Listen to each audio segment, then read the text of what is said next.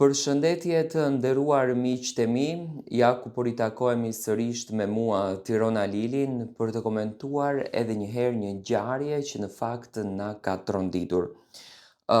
Fillimisht ju do të shikoni një fotografi, do me thënë në gjendje, kjo nën në qytetin e Durrësit e ka lënë shtëpinë e saj. Do me thënë e ka lënë në një gjendje të tmerrshme, e ka lënë në një gjendje katastrofë.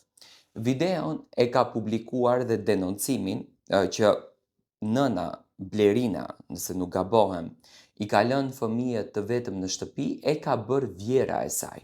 Do me thënë vjera ka denoncuar nusen e saj pas ndarjes me të birin, se nusja nuk është kujdesur as pak për fëmijët.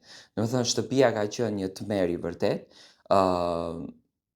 ka qenë një katraur, le ta them, sepse do me thënë nuk lihet shtëpia ashtu dhe fëmijët nuk është se lihen në atë gjendje, por tani po hidhen dyshimet e mëdha edhe nga publiku, por njëkohësisht edhe nga rrethi në qytetin e Durrësit, se mos vallë Vjera e ka bërë të gjithë këtë gjën dhe dëshiron që ta nxjerrë nusen keq.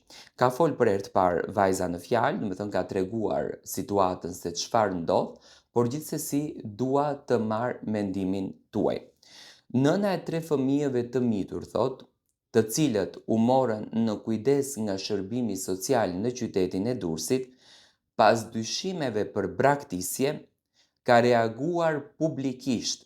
Do me thënë, fëmijët u morën nga shërbimi social. Më pas, do me thënë, pas dyshimeve për braktisje, nëna ka reaguar publikisht duke mohuar akuzat dhe duke dhënë versionin e saj të ngjarjes. Tani ne dëgjuam versionin e Vjerës, do me thënë Vjera akuzon nusen se nusja ka lënë 3 fëmijë të mitur, është larguar nga shtëpia, nuk është kujdesur për fëmijët, i ka lënë në gjendje që ne pam realisht shtëpinë. Por tani çfarë thot nusja? 33 vjeçarja Blerina është shprehur se situata nuk ka qenë braktisje, por pasojë e vështirësive të rënda ekonomike dhe kushteve në të cilat ajo jeton. Do me thënë, sipas saj, ajo nuk i ka braktisur fëmijët, por i ka lënë. Ajo është shprehur se është e divorcuar prej 5 vitesh dhe punon si banakiere. Do me thënë punon në një lokal si banakiere, ndërsa përpiqet e vetme të mbajë 3 fëmijët e saj të moshës 5, 10 dhe 12 vjeç.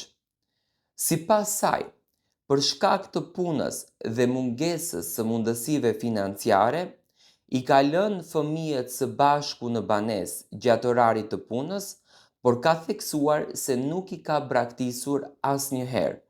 Okej. Tani, kjo ndodh sepse unë di shumë raste të tjera që shumë nëna që janë të vetme dhe nuk kanë se ku t'i çojnë fëmijët, do me thënë fëmija më i madh është 12 vjeç këtu, kanë vepruar në këtë formë që i kanë mbyllur vetëm në banesë, kanë ikur në punë dhe kanë kthyer, kanë qëndruar me fëmijët e tyre, do me thënë kanë vepruar. Dhe kjo nuk do të thotë që ajo i braktis. Por edhe fëmijën ta lësh vetëm në këto kushte, në banesë, mos e thënë zoti, do me thënë 3 fëmijë, ato edhe mund të hudhen nga balkoni dhe mund të ndodhë gjithçka. Paguam thot 400.000 lekë në muaj dhe 300.000 shkojnë për qiran. Nuk ka mundësi të jem me ata gjithkohën, por kur nuk i kam lënë pas dore, është shprehur ajo. Do me thënë Blerina punon jashtëzakonisht shumë dhe komplet kohën ja kushton punës shkaku për të rritur këta 3 fëmijë.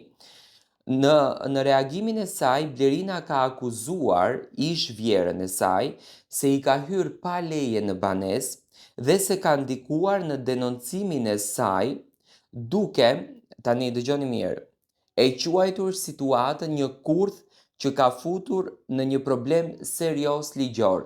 Në me thënë, sipas Blerinës, është vjera ajo e cila e ka krijuar të gjitha të llomin, le ta themi ke shtëpia, ka bërë gjitha të rrëmujën e madhe dhe e ka bërë vetëm për faktin që ta denoncon nusen apo ta nxjerrën keq nusen, që realisht Unë tani këtu e gjykoj me patjetër vjerën, sepse vjera në fund të ditës edhe mund të kujdeseshte për ato fëmijët, edhe mund t'i merrte ke shtëpia vet gjatë kohës kur nusja punonte, sepse nuk e di në qoftë se Blerina i ka prindërit e saj, do me thënë a ka familje apo nuk ka apo jeton e vetme, dhe jo ta bënte të gjithën këtë gjën, sepse unë mendoj që njerëzit kanë nevojë për t'u ndihmuar dhe jo për t'i sjellë në këtë gjendjen.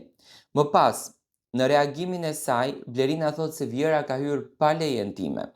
Ajo ka shtuar gjithashtu se njëri prej fëmijëve ka vuajtur nga epilepsia të mërshme dhe ka kaluar një periudhë të gjatë të trajtimesh mjekësore, ndërsa ka sqaruar se babai i fëmijëve, sipas saj, ndodhet në kushte të vështira ekonomike dhe kontribuon minimalisht për ushqimin e tyre. Do me thënë, buri i Blerinës nuk ka kushte të mira dhe kontribuon minimalisht. Nuk do t'i lë fëmijët në jetimore, thot. Jam nën dhe do t'i mbroj. Ka deklaruar ajo, ndërsa pritet që çështja të shqyrtohet nga organet kompetente për të përcaktuar përgjegjësitë dhe masat e mëtejshme. Autoritetet kanë bërë me dije se rasti mbetet në ndjekje dhe do trajtohet sipas procedurave ligjore. Tani, do me thënë është një rast shumë specifik. Unë nuk dua në asnjë mënyrë që të gjykoj Blerinën, sepse unë mendoj që asnjë nën nuk e hedhën apo nuk e lër fëmijën e vet në shtëpi, sado që ajo e ftohtë dhe e egër të jetë. Jetojmë në vitin 2026 ku nënat nuk mund të jenë nënat pa informuara, siç janë nënat e tjera. Do me thënë ajo me shumë sinqeritet thotë që edhe buri vuan ka vështirësi ekonomike, që do me thënë nuk është se i vetë buri që ti duhet paguash maksimumi për fëmijët sepse ai nuk ka.